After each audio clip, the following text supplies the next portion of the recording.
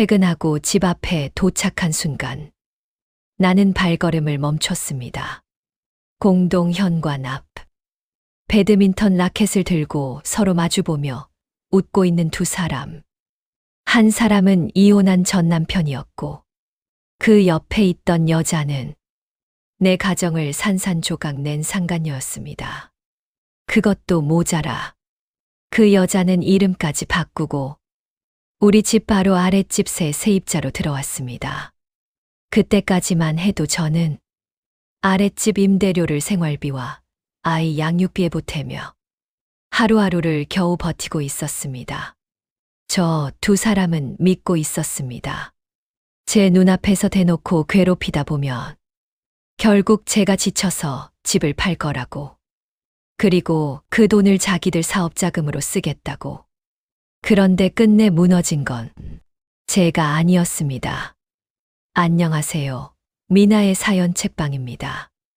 오늘 사연은 배신과 조롱을 온몸으로 견뎌내면서도 끝내 자기 인생을 스스로 지켜낸 한 여자의 이야기입니다.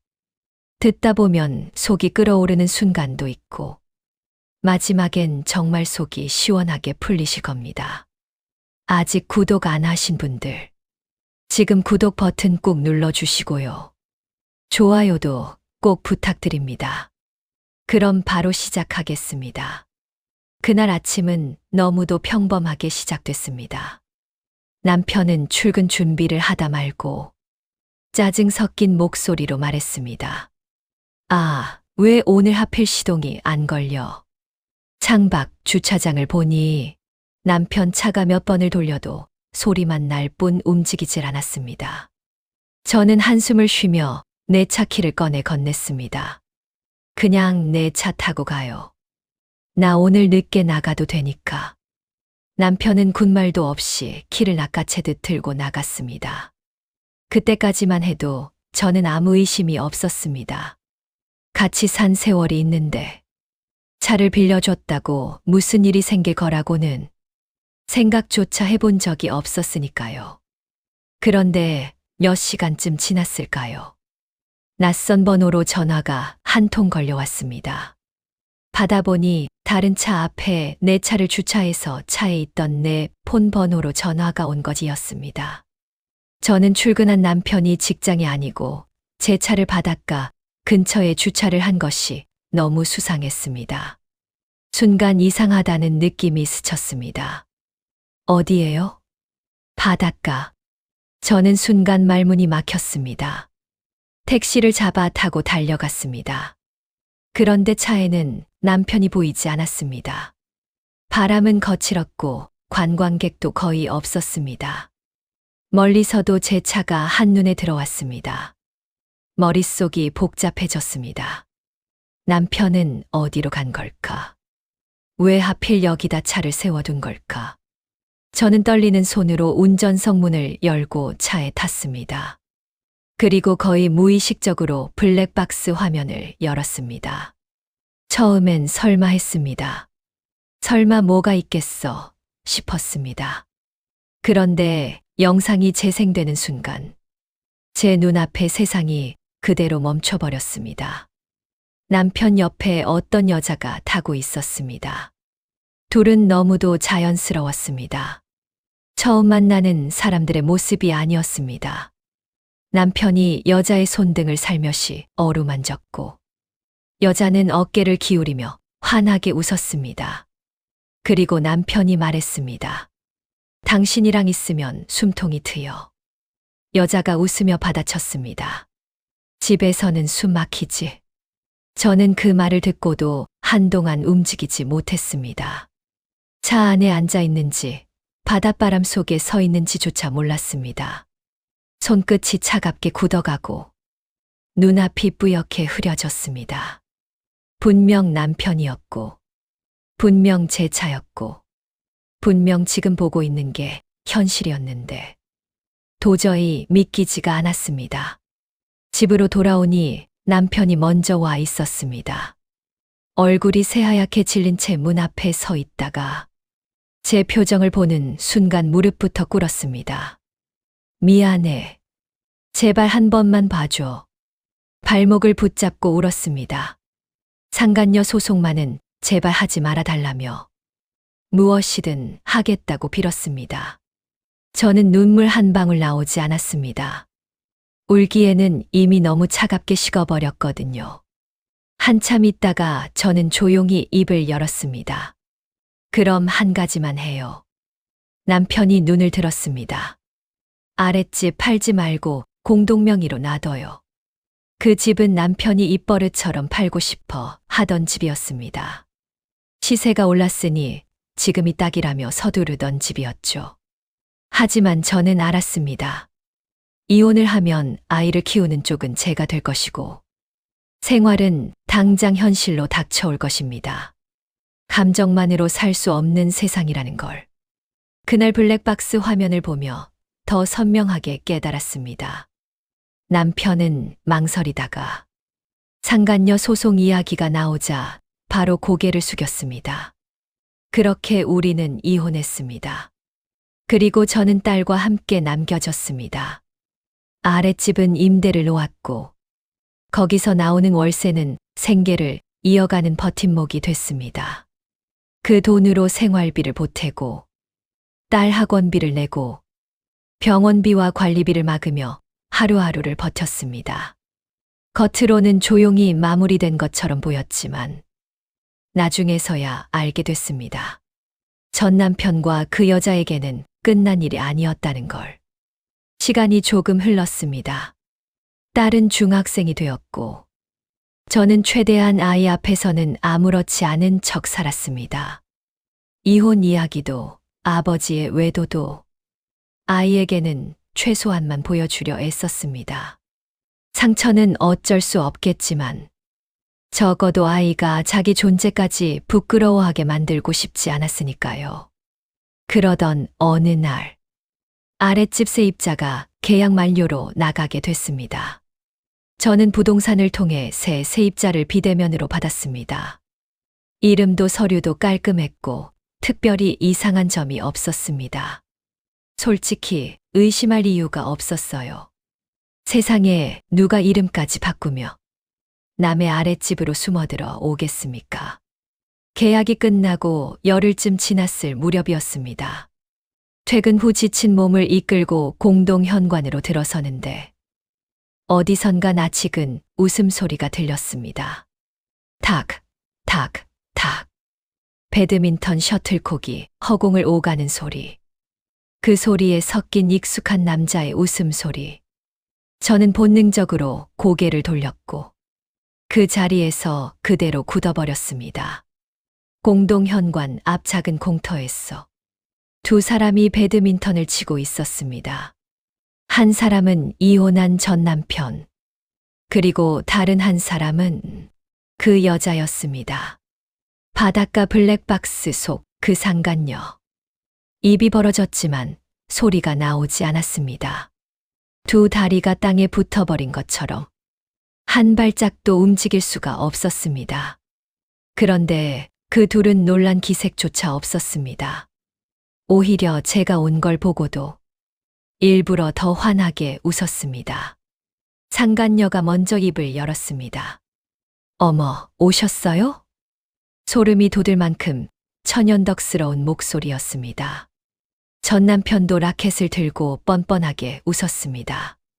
세상 참 좁지. 그날 밤 저는 계약서를 다시 펼쳐봤습니다.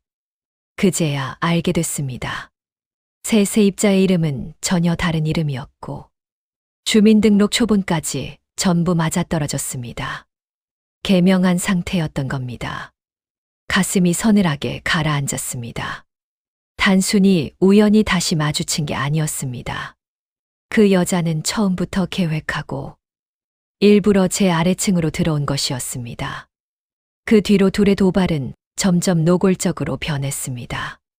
밤 11시, 12시가 넘어서도 아래층에서는 깔깔대는 웃음소리가 천장을 울렸습니다. 창문을 활짝 열어놓고 음악을 크게 틀어두고 새벽이 되도록 주차장에서 큰 소리로 통화했습니다. 공용 복도에는 자기들 짐을 아무렇게나 쌓아두고 택배는 제 현관 앞에 슬쩍 밀어놓아 일부러 불편하게 만들었습니다. 엘리베이터에서 마주치면 상간녀는 꼭 입꼬리를 올리며 말했습니다. 아, 아직도 여기 사시네요. 한 번은 전 남편이 술 냄새를 풍기며 복도 한가운데서 제 앞을 막아섰습니다. 어차피 당신 못 버텨. 당신이 열받고 불편해서라도 결국 그 집 팔게 돼 있어. 그 말 한마디에 모든 퍼즐이 맞춰졌습니다. 이 사람들은 나를 못 살게 굴었어. 집을 팔게 만들 생각이구나. 그리고 그 돈을 자기들 사업 자금으로 쓰려는 거구나. 저는 그 자리에서 아무 말도 하지 않았습니다. 화를 내고 소리치면 오히려 저들이 원하는 그림이 될 테니까요. 하지만 속에서는 무언가가 조용히 그리고 단단하게 타오르고 있었습니다. 아무리 제가 참아도 가장 큰 상처는 결국 딸에게 갔습니다. 어느 날 오후 딸이 학교에서 돌아오더니 가방도 내려놓지 못한 채 현관에 주저앉아 울었습니다. 얼굴이 벌겋게 달아올라 숨조차 제대로 쉬지 못하더군요. 무슨 일이야? 제가 다가가자 딸은 와락 울음을 터뜨렸습니다. 엄마, 나 여기서 못 살겠어. 알고 보니 딸 친구들이 전 남편을 알아본 겁니다. 같은 동, 같은 아파트에 살다 보니 우연히 마주친 모양이었어요. 아이들 사이에서 수근거림이 시작됐고, 너네 아빠 왜 아래층 여자랑 맨날 같이 있어? 그 여자랑 같이 사는 거 맞지? 그런 말들이 학교까지 퍼졌다는 겁니다. 딸은 고개를 숙인 채 흐느꼈습니다. 엄마, 애들이 자꾸 물어봐. 나 너무 창피해. 전학하면 안 돼. 가슴이 철렁 내려앉았습니다. 그로부터 며칠 뒤였습니다. 그 소식이 어떻게 전해졌는지 전 남편이 딸에게 직접 연락을 해왔습니다. 딸이 통화를 마치고 방에서 나왔을 때 눈이 벌겋게 부어 있었습니다. 아빠가 뭐라고 했어? 딸은 한참 동안 말을 못 하다가 겨우 입을 열었습니다. 아빠가 자기 좀 이해해 달래. 저는 그 말을 듣고 뭔가 치밀어 오르는 게 있었지만 꾹 참았습니다. 그래서 자기도 힘들었대. 집에 있으면 숨이 막혔대. 그 사람이 자기한테 잘해줘서 어쩔 수 없었다고. 나한테 그냥 새엄마라고 생각하면 안 되겠냐고. 딸의 목소리가 끝에서 떨렸습니다. 저는 아무 말도 하지 못했습니다. 딸이 학교에서 손가락질 당하고 밤마다 이불을 뒤집어 쓰고 울고 있는데 그 아버지가 한다는 말이 자기를 이해해 달라는 거였습니다. 미안하다는 말은 없었습니다. 내가 상처받았을 거라는 말도 없었습니다. 오직 자기 사정 이야기뿐이었습니다. 그리고 거기서 끝나지 않았습니다. 며칠 뒤 엘리베이터 안에서 딸이 상간녀와 단둘이 마주쳤습니다. 딸에게서 나중에 들은 얘기입니다.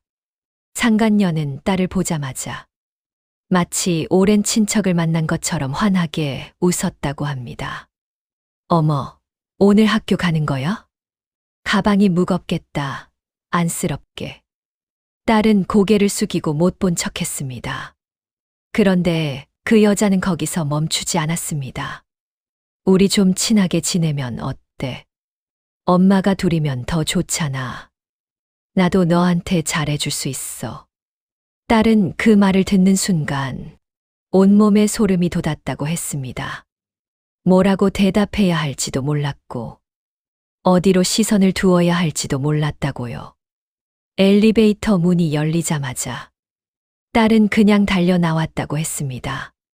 그날 저녁 딸은 밥도 제대로 먹지 못하고 방 안에서 한참을 나오지 않았습니다. 그뿐만이 아니었습니다. 아파트 아침 풍경이 달라지기 시작했습니다. 등교하는 시간, 딸이 현관문을 나서면 어디서 나타났는지 상간녀가 꼭 복도에 서 있었습니다. 학교 가네. 일찍 나왔네. 아는 척을 했습니다. 마치 가족인 것처럼. 마치 아무렇지 않은 것처럼. 딸은 그 여자 앞을 지나칠 때마다 얼굴이 빨개지고 시선을 어디 둬야 할지 몰랐습니다. 비상구 계단 쪽에는 이웃 주민 몇이 나와 있을 때도 있었습니다. 그 사람들이 수군거리는 소리가 딸 귀에도 들렸습니다. 저 여자 또 저러네. 어휴, 저 아이 얼마나 민망하겠어. 도대체 뻔뻔하게 저럴 수가 있나. 그런 말들이 오가는 걸 알면서도 상간녀는 입꼬리 하나 흔들리지 않았습니다. 오히려 이웃들 쪽을 향해 가볍게 고개를 끄덕이며 생글생글 웃어 보였습니다. 마치 자기가 아무 잘못도 없다는 듯이. 마치 이 모든 게 자연스러운 일상인 것처럼. 그 뻔뻔함이 어쩌면 폭언보다 더 잔인했습니다. 딸은 어느 날 아침 현관에서 신발을 신다가 멈췄습니다. 엄마, 나 오늘 조금 일찍 나가도 돼? 이유를 물으니 딸은 작은 목소리로 말했습니다. 그 여자 마주치기 싫어서. 저는 그 말을 듣는 순간 눈물이 차오르는 걸 꾹 참았습니다. 제 딸이 자기 집 현관문을 나서는 것조차 눈치를 봐야 하는 처지가 된 겁니다. 저는 딸의 어깨를 잡고 말했습니다. 들어봐. 부끄러운 건 우리가 아니야. 잘못한 사람들이 숨어야지. 왜 내가 숨어? 딸은 흐느끼면서도 제 손을 꽉 잡았습니다. 그날 밤 저는 딸 방 문 앞에서 한참을 서 있었습니다. 불 꺼진 방 안에서 훌쩍이는 소리가 들릴 때마다 제 심장이 갈기갈기 찢어지는 것 같았습니다. 이건 참는다고 끝날 일이 아니구나. 마침 그 무렵 아파트 반상회가 열렸습니다. 저는 원래 그런 모임에 잘 나가지 않는 편이었지만 그날은 갔습니다. 반상회가 시작되고 한동안 관리비 이야기, 주차 이야기, 분리수거 이야기가 이어졌습니다. 그런데 중간쯤 되자 상간녀가 손을 들었습니다. 세세입자인 척 말투를 꾸미고 있었지만 그 특유의 날선 목소리는 그대로였습니다. 요즘 어떤 분 때문에 아파트 분위기가 너무 안 좋아진 것 같아요. 자꾸 민원 넣고 예민하게 구시면 서로 피곤하지 않나요? 순간 공기가 싸늘해졌습니다. 전부 저를 겨냥한 말이었으니까요. 몇몇 주민들이 제 쪽을 흘끗 봤습니다. 그때 앞줄에 앉아있던 아주머니 한 분이 미간을 찌푸리며 입을 열었습니다. 그 집이요? 전 부인 집 바로 아래층에 들어와서 이혼한 전 남편이랑 어울려 다니는 그 여자 말하는 거죠. 순간 분위기가 얼어붙었습니다. 상간녀 얼굴이 굳어졌습니다. 전 남편은 뒷벽에 기대 앉다가 고개를 푹 숙였습니다.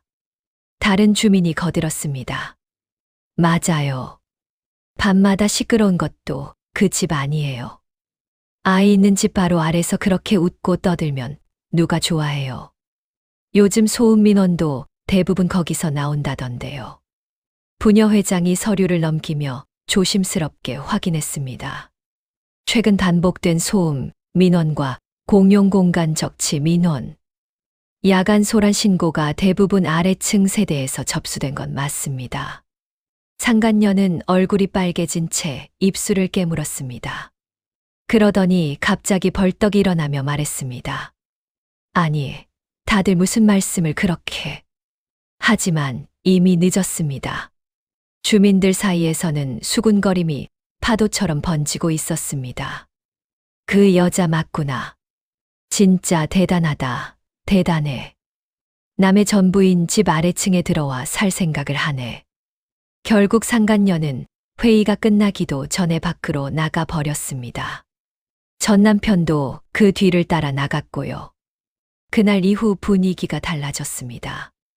이전까진 제가 속으로만 당하는 사람이었다면 그날 이후부터는 저 두 사람이 동네에서 얼굴 들기 어려운 쪽이 됐습니다. 저를 비웃던 상간녀는 사람들 눈을 피하기 시작했고, 전 남편은 주차장에서도 예전처럼 큰 소리를 치지 못했습니다. 하지만 저는 알았습니다. 이 정도로 끝날 사람들이 아니라는 걸. 주민들의 시선이 차가워지고 딸이 생각보다 단단하게 버티기 시작하자 저들의 계산은 완전히 틀어졌습니다. 전 남편과 상간녀가 처음부터 믿어온 건 딱 하나였습니다. 제가 지쳐서 결국 집을 팔 것이라는 확신.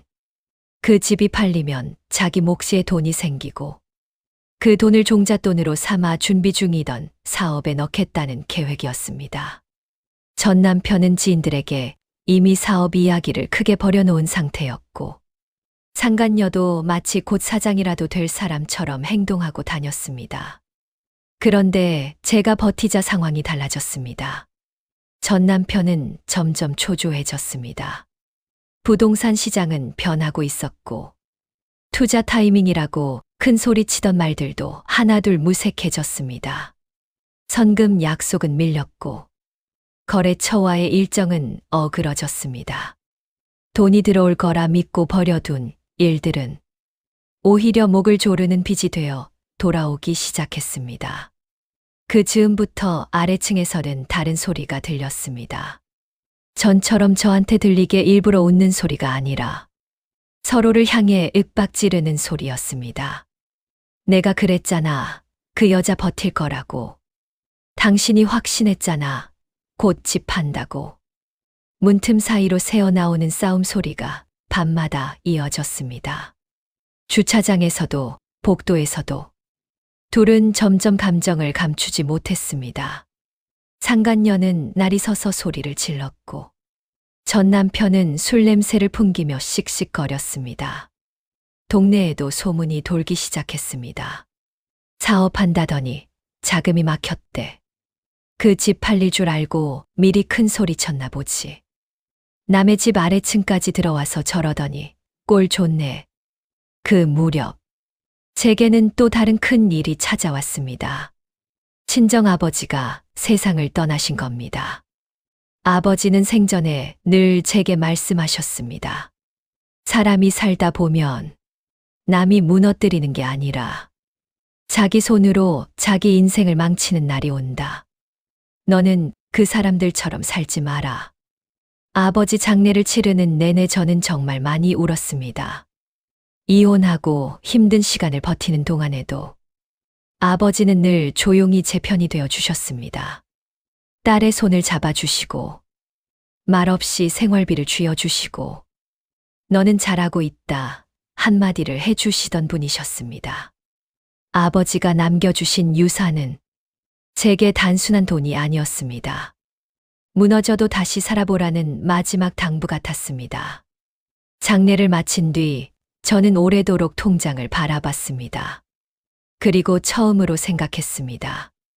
이 돈으로 정말 내 인생을 다시 시작할 수 있지 않을까. 하지만 서두르지는 않았습니다. 마침 그 무렵 전 남편이 저를 찾아왔기 때문입니다. 예전처럼 당당한 얼굴이 아니었습니다. 넥타이는 삐뚤어져 있었고 입술은 바짝 말라 있었습니다. 우리 그 집 이제 정리하자. 저는 조용히 물었습니다. 왜요? 팔고 싶었던 건 당신이잖아요. 전 남편은 한참을 말없이 서 있다가 기어들어가는 목소리로 말했습니다. 지금 자금이 조금 막혀서 그래. 이번만 정리되면 숨통이 트여. 당신도 어차피 그 집 불편하잖아. 그 말을 듣는 순간 저는 피식 웃음이 나왔습니다. 끝까지 저를 우습게 보는구나. 자기가 궁지에 몰린 건 인정하지 않으면서 여전히 제가 못 견딜 거라고 생각하는 거구나. 하지만 저는 화를 내지 않았습니다. 오히려 담담하게 말했습니다. 생각해 볼게요. 그리고 그날 밤 저는 결심했습니다. 이제 끝내자. 저 사람들의 계산도, 조롱도, 내 딸이 받은 상처도 여기서 전부 끝내자고요. 며칠 뒤 저는 먼저 전 남편에게 연락했습니다. 좋아요. 정리하죠. 전 남편은 숨통이 트인 얼굴이었습니다. 상간녀도 멀찍이 서서 입꼬리를 감추지 못했습니다. 드디어 제가 무너졌다고 생각했겠죠. 자기들 계획이 통했다고 믿었을 겁니다. 하지만 진짜로 판이 뒤집힌 건 바로 그때부터였습니다. 저는 아버지가 남겨주신 유산으로 전 남편 몫에 해당하는 금액 4억 원을 정리해 주었습니다. 겉으로 보면 전 남편이 필요한 자금을 받아간 것처럼 보였을 겁니다. 하지만 실상은 달랐습니다. 그 집은 이제 완전히 제 명의가 되었습니다. 공동명의였던 아래층 아파트가 온전히 저 혼자만의 소유가 된 순간이었습니다. 전 남편과 상간녀는 들떠 있었습니다. 이제 된다. 이제 사업만 키우면 된다. 그런 표정이 너무도 빤히 보였습니다. 하지만 이미 늦어 있었습니다. 돈이 없어서 흔들리던 사업은 사실 돈 몇 억이 더 들어간다고 살아날 상황이 아니었습니다. 신뢰는 깨졌고 약속은 밀렸고 빚은 이미 불어날 대로 불어나 있었습니다. 거기다 상간녀까지 무리하게 투자에 손을 대면서 판은 더 크게 꼬여버렸습니다. 소문은 생각보다 빠르게 돌았습니다. 처음엔 거래처가 끊겼다더라. 다음엔 대출이 막혔다더라. 그리고 얼마 지나지 않아 결국 부도 위기라는 말까지 동네에 퍼졌습니다. 그 와중에도 저는 해야 할 일을 했습니다. 새로 제 명의가 된 아랫집은 깨끗하게 손보고 믿을 만한 새 임차인을 들였습니다. 이제 그 집은 누구의 눈치를 보며 버티는 공간이 아니었습니다. 제 선택으로, 제 기준으로 운영되는 온전히 제 자산이 된 겁니다. 그리고 저는 직장을 정리했습니다. 누군가는 무모하다고 했습니다. 혼자 아이를 키우는 여자가 왜 안정된 직장을 그만두냐고. 세상 물정 모른다고 수군거리는 사람도 있었습니다. 하지만 저는 오래전부터 꿈꾸던 일이 있었습니다. 빵집을 여는 것이었습니다. 젊었을 때 제과를 정말 좋아했습니다. 아버지는 늘 말씀하셨죠. 너는 손끝이 따뜻해서 빵을 만들면 사람 마음까지 데울 거다. 그 말이 자꾸 생각났습니다. 그래서 아버지가 마지막으로 제게 남겨줄 마음 같은 그 유산으로 저는 제 이름을 건 프랜차이즈 대형 빵집을 열었습니다.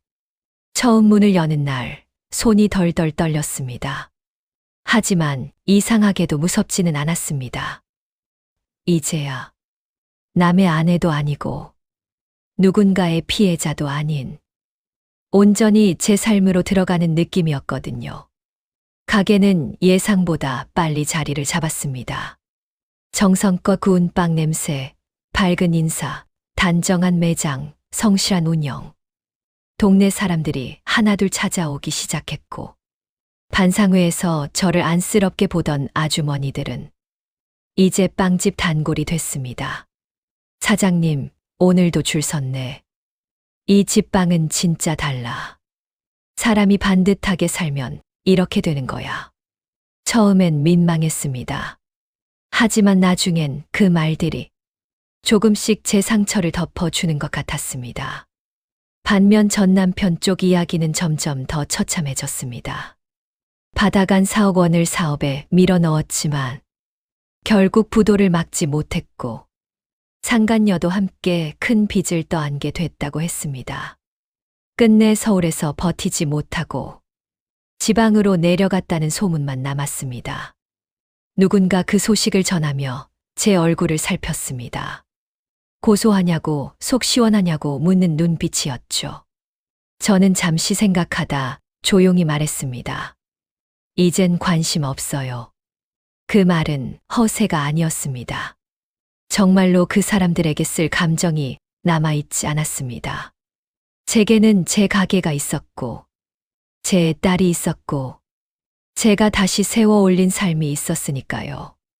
딸도 시간이 흐르며 많이 달라졌습니다. 가장 예민한 시기에 받은 상처는 쉽게 사라지지 않았지만, 아이는 끝내 무너지지 않았습니다. 오히려 더 단단해졌습니다. 고등학교 졸업식 날, 딸은 제 손을 붙잡고 말했습니다. 엄마, 나 그때 진짜 창피해서 숨고 싶었어. 근데 이제 알아. 부끄러운 건 우리가 아니었어. 저는 그 말을 듣고 한참을 울었습니다. 얼마 뒤 딸은 독일로 유학을 떠났습니다. 공항에서 큰 가방을 끌며 뒤돌아 웃던 딸이 탑승구 안으로 사라지기 전 마지막으로 말했습니다. 엄마처럼 멋지게 살다 올게. 비행기 탑승구로 걸어가는 딸의 뒷모습을 보면서 저는 생각했습니다. 그래. 나는 결국 아이를 지켜냈구나. 집을 지킨 게 아니라 내 아이와 내 인생을 지켜낸 거구나. 한때 전 남편과 상간녀는 제 눈앞에서 저를 괴롭히며 제가 집을 팔 거라고 믿었습니다. 하지만 제가 끝까지 팔지 않았던 건 집이 아니라 제 자존심이었고 제 삶을 포기하지 않겠다는 마음이었습니다. 그리고 마지막엔 정말로 집도 제 것이 되었고 인생도 제 것이 되었습니다. 저를 무너뜨리려던 사람들은 끝내 자기 욕심의 발목을 잡혀 사라졌고 저는 제 이름으로, 제 힘으로 제 미래를 살아가게 됐습니다. 지금도 가끔 빵집 문을 열기 전 따뜻한 오븐 앞에 서 있으면 그런 생각이 듭니다. 내가 그때 무너지지 않아서 다행이라고. 남의 조롱 때문에 내 삶을 버리지 않아서 정말 다행이라고. 그리고 마음속으로 조용히 말합니다. 그들은 내 집을 노렸지만 나는 내 인생을 지켰습니다. 오늘 사연 여기까지입니다. 누군가 내 삶을 흔들려 할 때 가장 강한 대답은 무너지지 않는 것이라는 걸. 이 이야기가 다시 한번 느끼게 해주는 것 같습니다. 끝까지 함께 해주셔서 감사합니다. 공감되셨다면 구독과 좋아요 부탁드리고요. 다음 이야기도 곧 찾아오겠습니다. 본 영상의 이야기는 시청자 사연을 바탕으로 각색한 창작 콘텐츠입니다. 실존하는 인물, 단체, 지역과는 무관하며 어떠한 차별이나 비하의 의도도 없음을 밝힙니다.